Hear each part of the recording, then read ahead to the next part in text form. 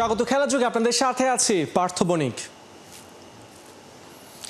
বাঘ সিংহের লড়াইয়ে কি বড় ভাই এখন টাইগাররা? পেসার তানজিম সাকিবের মতে সাম্প্রতিক সময়ে ঘরে বাইরে নানান জায়গায় লঙ্কানদের হারানোয় বেশ আত্মবিশ্বাসী এই বাংলাদেশ দল।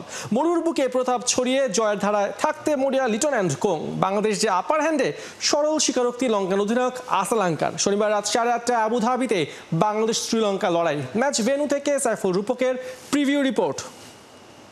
যেমন ফিস ভাই বলে উনি এগ্রেসিভ হইতে পারে না। মোস্তাফিজের হাসি মাখা মুখ, তাতে কি? হাতে আছে বিষ, কাটার স্লোয়ারে ঘায়েল করেন প্রতিপক্ষদের।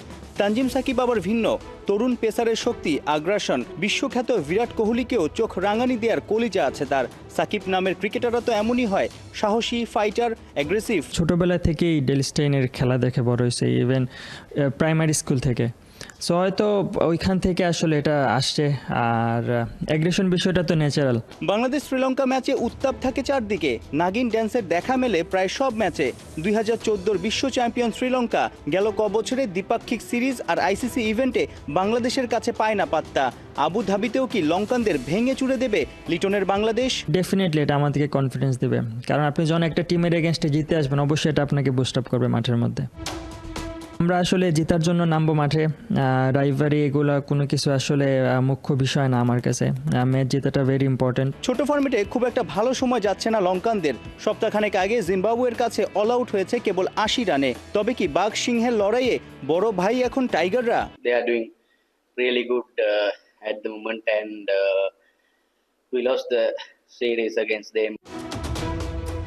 শ্রীলঙ্কার এগেনস্টে আমরা একটা এক্সট্রা কনফিডেন্স নিয়ে নামবো। অনেক ম্যাচ খেলছি তাদের সাথে, প্রত্যেকটা প্লেয়ারকে আমরা চিনি, তাদের উইক জোনও জানি। সো আমরা ওয়েল প্রিপেয়ার্ড হয়ে মাঠে নামবো। এশিয়া কাপে ভারত অন্য গ্রুপে, তবুও ভারতীয় সাবেকরা খোঁচা দিচ্ছে বাংলাদেশকে। এশিয়ান শ্রেষ্ঠত্বের লড়াইয়ে 3বার ফাইনাল খেলা টাইগাররা কি ওদের জবাব দিতে পারবে?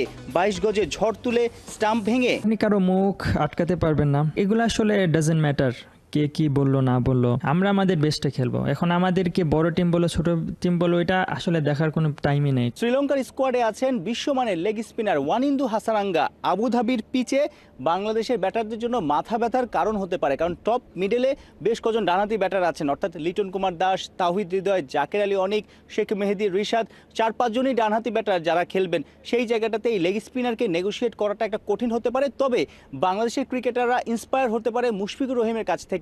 2021-এর টি-20 বিশ্বকাপে এই মরুর বুকে শারজাতে হয়েছিল, সেই জায়গাটাতে হাসারাঙ্গার এগেনস্টে মুশফিক অনেক সুইপ খেলেছেন, স্কুপ খেলেছেন, রিভার্স স্কুপ খেলে হাসারাঙ্গার আসলে স্পটটা নষ্ট করে দিয়েছিলেন। এই জায়গাটাতে আসলে এই ধরনের বোলারের এগেনস্টে আপনি যত এগ্রেসিভ খেলবেন বা ডিফারেন্ট শট খেলবেন, তখন তার স্পটটা নষ্ট হলে তিনি কিন্তু আসলে লাইনটা খুঁজে পাবেন না, তখন আসলে এক্সপেন্সিভ হয়ে যাবে। সো বাংলাদেশ নিশ্চয়ই এরকম বিশ্বমানের বোলারের এগেনস্টে একটা দারুণ প্ল্যান নিয়ে নামবে। তবে বাংলাদেশ যেভাবে ক্রিকেট খেলছে, টানা 3টা সিরিজ জয়, হংকংয়ের বিপক্ষে 7 উইকেটে জয়, ফর্মে আছে বেশ কজন ব্যাটার।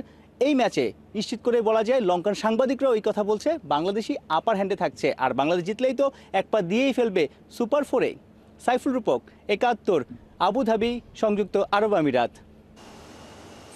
কমপক্ষে 5 ওভার আগে বাংলাদেশ হংকংয়ের বিপক্ষে ম্যাচ জিতলে দারুণ হতো। তবে টাইগারদের এমন জয় নেই কোনো দুশ্চিন্তার কিছু, মনে করেন সাবেক কাপ্তান মোহাম্মদ আশরাফুল। সামনে 2টা বিগ ম্যাচ, আশরাফুলের বিশ্বাস গ্রুপ চ্যাম্পিয়ন হয়ে সুপার 4 উঠবে টিম টাইগার্স। নাহিয়ান বিন জোসিমের রিপোর্ট। আমি ব্যক্তিগতভাবে সুপার 4-এ দেখি এবং এই গ্রুপ থেকে আমরা চ্যাম্পিয়ন হয়ে যাব, এটা আমার বিশ্বাস। গ্রুপ চ্যাম্পিয়ন হয়ে বাংলাদেশ সুপার 4-এ খেলে ডেফিনেটলি ব্যাটিং যতক্ষণ করেছে আমার মনে হয় না যে স্ট্রাগল করছিলেন, ভালোই করছেন। একটা মানুষের আসলে একটা ইনিংস লাগে তার আসল রূপে আসতে। সবার মুখে হাসি। ম্যাচের পরদিন আবুধাবির বিখ্যাত শেখ জায়েদ গ্র্যান্ড মস্কের সামনে টাইগারদের দারুণ একটা ছবি। শ্রীলঙ্কার বিপক্ষে ম্যাচের আগের দিন সবার ছুটি, হংকংকে হারানোর পরদিন সবাই খুশি। কিন্তু আগের রাতে ম্যাচ জয়ের পরও সবার ওই হাসিটা একরকম মিলিয়ে গিয়েছিল। হংকংয়ের বিপক্ষে যে টাইগাররা পেতে পারত আরো সহজ জয়, বাড়ানো যেত রান রেটটাও। জয়টা অবশ্যই দরকার, মোমেন্টাম পেয়েছে, বাট স্বস্তি কি পেয়েছে বাংলাদেশ দল আপনার কাছে মনে হয়? স্বস্তির মতো জয়। 4-5 ওভার আগে জিততাম তাহলে হয়তো আমরা ডিফারেন্ট কথা বলতাম, কিন্তু আমার কাছে এটা ম্যাটার করে না। জিতাটা ইম্পর্টেন্ট, আমি এটা নিয়ে এত ওয়ারিড না। আমাদের নেক্সট ম্যাচে আমরা কিভাবে জিতবো কিভাবে ভালো ক্রিকেট খেলতে পারবো সেইটা নিয়ে প্ল্যান করাটাই বেটার অপশন, আর আমাদের এই বিষয় নিয়ে কথা না বলাটাই ভালো আমি মনে করি। আপনি যদি দেখেন আফগানিস্তানের রান রেটটা এখন 4 point something, plus 4 point something, Bangladesh 1 point something. দিন শেষে আপনার কাছে মনে হয় কিনা, যেহেতু গ্রুপটা একটু কঠিন গ্রুপ, মোটামুটি বাংলাদেশ, আফগানিস্তান এবং শ্রীলঙ্কা সমান সমান ধরা যায় আর কি শক্তির দিক থেকে যেভাবে পারফর্ম করছে, সো শেষ পর্যন্ত রান রেটটা কি একটু বাংলাদেশ দলের জন্য বড় বিপদ ডেকে আনবে কিনা? আমি ব্যক্তিগতভাবে ওইভাবে চিন্তা করছি না। আমি ম্যাচ বাই ম্যাচ যদি 3টা ম্যাচই জিতি তাহলে তো আর রান রেটের কোনো প্রশ্নই আসে না। আপনার গ্রুপ চ্যাম্পিয়ন এমনি হচ্ছেন। তাহিদ হৃদয়ের জন্য কি ব্যাট করাটা একটু কঠিন মনে হচ্ছে? মানে তাহিদ হৃদয়কে সাম্প্রতিক সময় তার যে ন্যাচারাল ক্রিকেট সেটা খেলতে দেখা যাচ্ছে না, গতকালও দেখেছি একটু স্ট্রাগল করছে। হৃদয়ের খেলাটা নিয়ে আসলে কি বলবেন, তার ব্যাটিং অ্যাপ্রোচটা নিয়ে কি বলবেন? দেখেন, দিন শেষে সে নট আউট ছিল, এটা আমার একটা ভালো লেগেছে, কারণ ব্যাটসম্যানের ফিরে আসার জন্য কয়েকটা ইনিংস প্রয়োজন হয়। রিসেন্টলি তার ফর্মটা ভালো যাচ্ছিল না, তো কালকে সে নট আউট ছিল, আরও 2টা ম্যাচ বাকি আছে, সেখানে যদি তার ন্যাচারাল গেমটা চলে আসে, একটা মানুষের আসলে একটা ইনিংস লাগে তার আসল রূপে আসতে।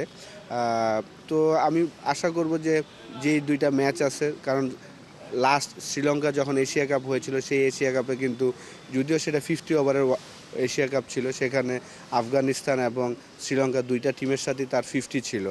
তো আশা করব যে এই নট আউটটা তাকে আবার নতুন করে শুরু করবে, আমি মনে করব এটা। এবং ব্যাটিং যতক্ষণ করেছে আমার মনে হয় না যে স্ট্রাগল করছিলেন, ভালোই করছিলেন। শনিবার এশিয়া কাপের আসল পরীক্ষা শুরু লিটনদের। আরও একবার লঙ্কান সিংহ বধের মিশন বেঙ্গল টাইগারদের। এই দলটাকেই ওদের মাঠে টাইগাররা সিরিজ হারিয়েছে কিছুদিন আগে। শুধু শ্রীলঙ্কা না, আফগানদেরও নাকি হারিয়ে সুপার 4-এ উঠবে বাংলাদেশ গ্রুপ চ্যাম্পিয়ন হয়ে। এশিয়া কাপে কোন জায়গাটায় দেখেন গুরুত্বপূর্ণ 2টা ম্যাচ আফগানিস্তান এবং শ্রীলঙ্কার বিপক্ষে আছে, মানে আপনার প্রেডিকশন কি, বাংলাদেশকে কোন জায়গাটায় দেখছেন? আমি ব্যক্তিগতভাবে সুপার 4-এ দেখি এবং এই গ্রুপ থেকে আমরা চ্যাম্পিয়ন হয়ে যাব, এটা আমার বিশ্বাস। গ্রুপ চ্যাম্পিয়ন হয়ে বাংলাদেশ সুপার 4-এ খেলবে। আপনি যেই স্বপ্নের কথা বলছেন, চ্যাম্পিয়ন হয়ে বাংলাদেশ, মানে গ্রুপ চ্যাম্পিয়ন হয়ে সুপার 4-এ যাবে। প্রচণ্ড গরম, আমরা টপ টপ করে ঘামাচ্ছি আশরাফুল ভাই।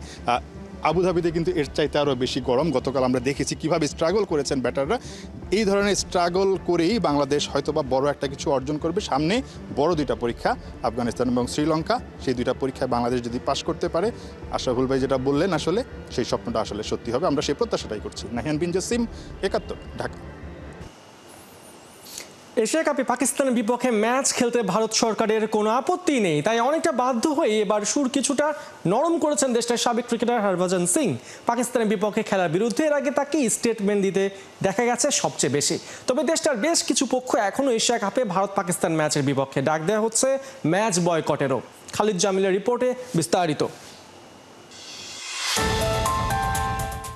বার্মিংহামে সেবার লেগে গেল বিশাল হট্টগোল। ওয়ার্ল্ড চ্যাম্পিয়নশিপ অফ লিজেন্ডসে পাকিস্তানের বিপক্ষে ম্যাচের আগ মুহূর্তে হঠাৎ বেঁকে বসলেন বেশ কজন ভারতীয় ক্রিকেটার। তারা ওই ম্যাচ খেলবেন না, ক্লিয়ার কাট জানিয়ে দিলেন। সবচেয়ে কড়া ভাষায় কথা বলেছিলেন ইন্ডিয়া চ্যাম্পিয়ন টিমের হরভজন সিং।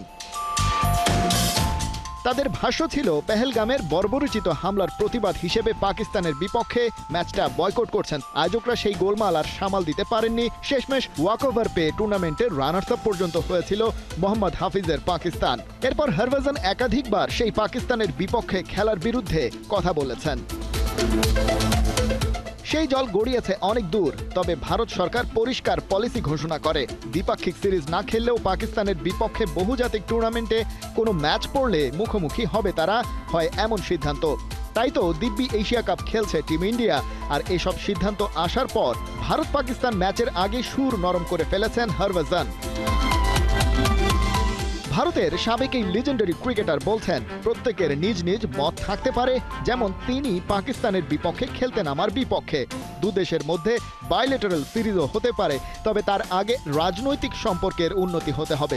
এশিয়া কাপে পাকিস্তানের বিপক্ষে খেলার ব্যাপারে সরকারের যেহেতু আপত্তি নেই, তাই সেটাকে তিনিও সমর্থন করছেন।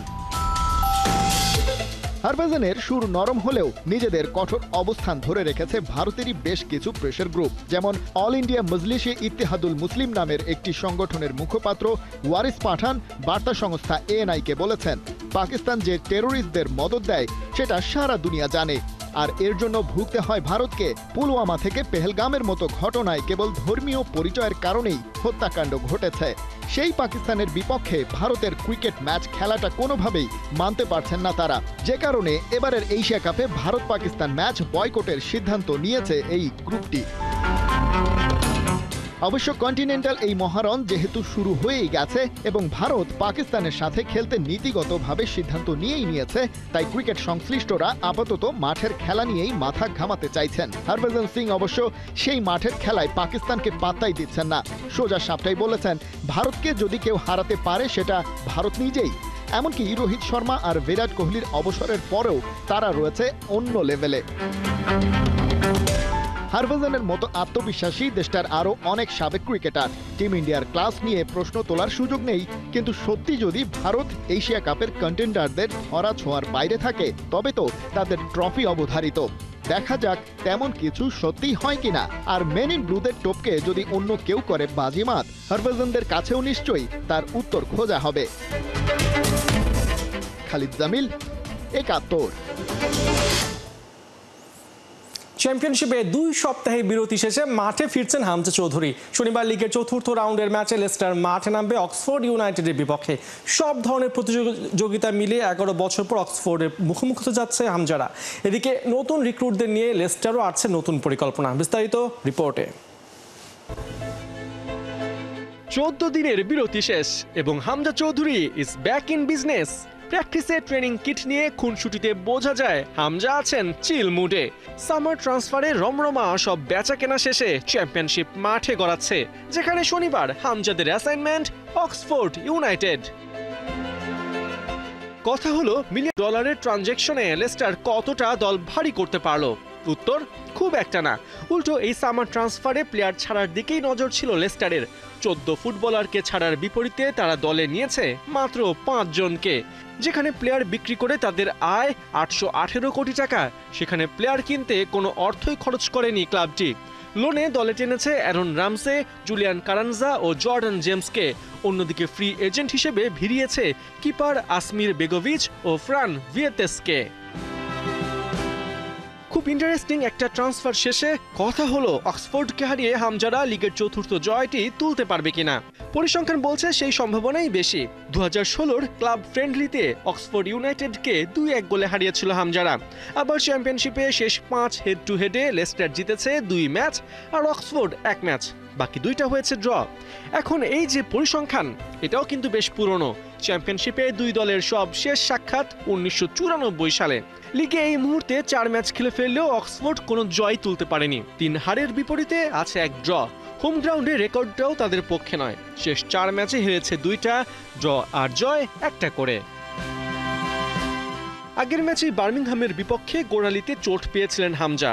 মাঠ থেকেও উঠে যেতে হয় লেস্টার ক্যাপ্টেনকে। সেই চোট তেমন গুরুতর ছিল না। সাথে 2 সপ্তাহের বিরতিতে কিছুটা বিশ্রামও পেয়েছেন। সব ঠিক থাকলে কাসাম স্টেডিয়ামে অক্সফোর্ডের বিপক্ষে স্টার্টিং 11-এই থাকবেন হামজা চৌধুরী। নতুন রিক্রুটদের মাঝে ফরওয়ার্ড জুলিয়ান কারানজাকে দেখা যেতে পারে ইসাহাকুর সাথে। লুইস পেজ আর অ্যারন রামসে জুটি বাঁধতে পারেন অ্যাটাকিং মিডে। চ্যাম্পিয়নশিপে অক্সফোর্ডের মাঠে হামজারা নামবেন শনিবার বিকাল 5:30টায়। নিঃসন্দেহে ফুল 3 পয়েন্টই টার্গেট ফক্সদের। পার্থ বণিক, ৭১। ঢাকার মাঠে ঢাকঢোল না পেটালে, প্রবাসীদের লোভে না ফেললে ফুটবল মাঠে দর্শক টানা যায় না। অথচ ঢাকার বাইরে দর্শকের ভিড়ে মাঠে খেলানো চালানোই দেয়। শুনতে এমনই লেগেছে যেমনটা ঘটেছে কক্সবাজারে। শুক্রবারের দর্শকদের চাপ স্থগিত করতে হয়েছে জেলা প্রশাসক গোল্ড কাপ ফুটবলের ফাইনাল। একদিকে ফুটবলের প্রতি ভালোবাসা, অন্যদিকে সেই ভালোবাসার বিষাক্ততা, দুয়ে মিলিয়ে অদ্ভুত এক বিকেল দেখল কক্সবাজার। বিস্তারিত ফয়সাল হাবিবের রিপোর্টে। ফুটবলকে ভালোবেসে আপনি কি করতে পারবেন? কক্সবাজারে মানুষ জীবন দিতে প্রস্তুত ছিল। পড়ে গেলেই নিশ্চিত মৃত্যু জেনেও মানুষ মাঠের পাশের পানির ট্যাঙ্কে উঠেছিল কক্সবাজার জেলা প্রশাসক গোল্ড কাপ ফুটবলের ফাইনাল খেলা দেখতে। ফাইনালে 2 দল টেকনাফ আর রামু উপজেলা। কক্সবাজার থেকে 16 কিলোমিটার দূরের রামু থেকে দর্শক তো এসেছিলই, নিজ দলকে সাপোর্ট করতে প্রায় 80 কিলোমিটার দূরের টেকনাফের মানুষও এসেছিল দলে দলে। তাতেই কক্সবাজার বীরশ্রেষ্ঠ রুহুল আমিন স্টেডিয়াম জনসমুদ্র। গ্যালারিতে যখন তিল ধরনের জায়গা নাই, মাঠের বাইরেও তখন হাজার হাজার দর্শক। এরা এসেছে খেলা দেখবেই পণ করে। ব্ল্যাকে টিকিট কিনেছে কেউ, কারো কাছে কোনো টিকিটও নাই। কিন্তু গুরুত্বপূর্ণ প্রশ্ন হলো, এত মানুষের জায়গা হবে কোথায়? গ্যালারি ছাড়িয়ে মানুষ ঢুকে পড়েছে মাঠে। ফুটবল দেখতে এসে ফুটবল মাঠই দখল করে নিয়েছে দর্শক। অদ্ভুত ব্যাপারই বটে। কিন্তু খেলা তো চালাতে হবে। আইন শৃঙ্খলা রক্ষাকারী বাহিনী তখন অ্যাকশনে নেমেছে। বারংবার নানাভাবে চেষ্টা করা হয়েছে মাঠ খালি করার, কিন্তু বাইরেও তো জায়গা নাই, ওরা যাবেই বা কোথায়? ধীরে ধীরে তাই পরিস্থিতি অশান্ত হয়েছে, উৎসব পরিণত হয়েছে বিভীষিকায়। প্রথমে আন্তর্জাতিক ম্যাচ আয়োজন করা এই মাঠের কাঁচ আর অন্যান্য অবকাঠামো ভাঙা শুরু করেছে ক্ষুব্ধ দর্শকরা। এরপর আগুনও ধরিয়েছে স্টেডিয়াম প্রাঙ্গণে। বাধ্য হয়ে তখন ফোর্স মাঠে নেমেছে। পুলিশ, র্যাব, সেনাবাহিনী লেগেছে সবাইকেই, কিন্তু শেষ রক্ষা আর হয়নি। মাঠ পরিষ্কার করে ফাইনাল ম্যাচ শুরুই করা যায়নি। স্থগিত হয়েছে কক্সবাজার জেলা প্রশাসক গোল্ড কাপ ফুটবল টুর্নামেন্টের ফাইনাল। এবার একটু যেতে হবে কাঁটায় কাঁটায় 1 মাস আগে। জাতীয় স্টেডিয়ামে মুখোমুখি হয়েছিল আবাহনী লিমিটেড বনাম মুরাস এফসি। আন্তর্জাতিক ম্যাচ, অথচ দর্শক হয়নি 1003-ও। ঢাকায় দিনের পর দিন অবহেলিত হওয়া ফুটবল শেকড়ে এখনো নিঃশর্ত ভালোবাসা পায় মানুষের। এই ভালোবাসাকে কাজে লাগিয়েই কিন্তু বাফুফে করতে পারে সব চ্যালেঞ্জ জয়। শেখার আছে দর্শকদেরও। ফুটবল খেলা দেখতে এসে লাঠির আঘাত নিয়ে ঘরে ফিরবেন, নিশ্চয়ই এমনটা চাইবেন না। একইভাবে সবচেয়ে সুন্দর খেলার উৎসবের আমেজে এমন সংঘাতপূর্ণ ছবি একেবারেই মানায় না। তাই দর্শকদেরও মাথায় রাখতে হবে, ভালোবাসা যেন বিষাক্ত না হয়ে যায়। ফয়সাল হাবিব, 71। এই ছিল এখনকার খেলা যুগের সরাসরি সংবাদ অনুষ্ঠান। দেখতে চোখ রাখুন 71-এর ফেসবুক পেজে এবং সাবস্ক্রাইব করুন 71-এর ইউটিউব চ্যানেল। 71-এর সাথেই থাকুন।